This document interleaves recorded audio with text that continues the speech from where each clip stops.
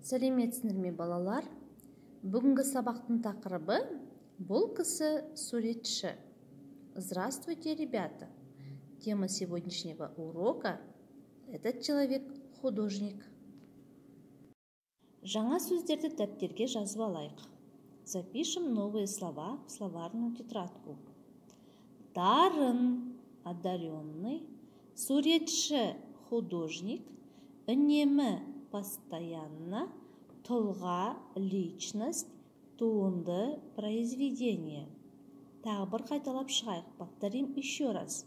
Дарын – одаренный, суретші – художник, үнемі – постоянно, тұлға – личность, туынды – произведение.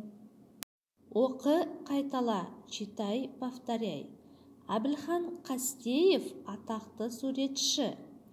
То есть Әбілхан Қастеев известный художник. Это его картинки Әбілхан Қастеева «Түркісіп». А это его музей. Әбілхан Қастеевтің музей үйі. Оқып, қайталап шығыңдар. Прочитайте и повторите.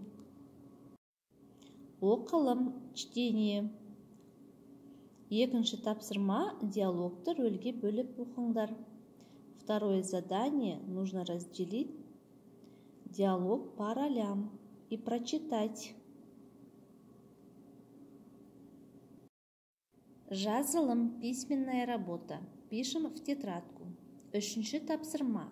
Көп нүктенің орнына тиісті сөздерді қойып жаз. Третье задание. Вместо многоточия нужно поставить правильные слова. Например, первое предложение. Бірінші сөйлем. Әбілхан Қастеев.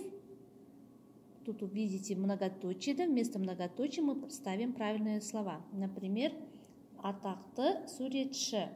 Әбілхан Қастеев известный художник. Айтылым, устная работа. Төртінші тапсырма. Төмендегі әріптерден сөз құрастыр.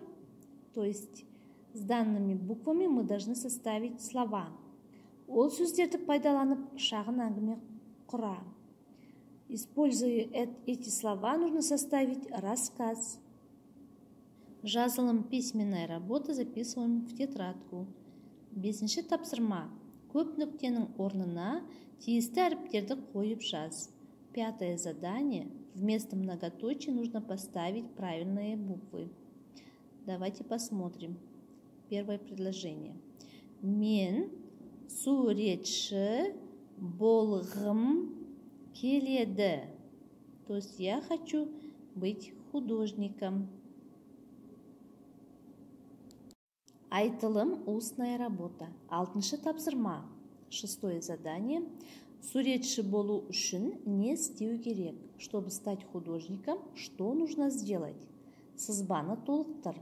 Запомните диаграмму. Ойыңды дәлелде. Объясни свое мнение.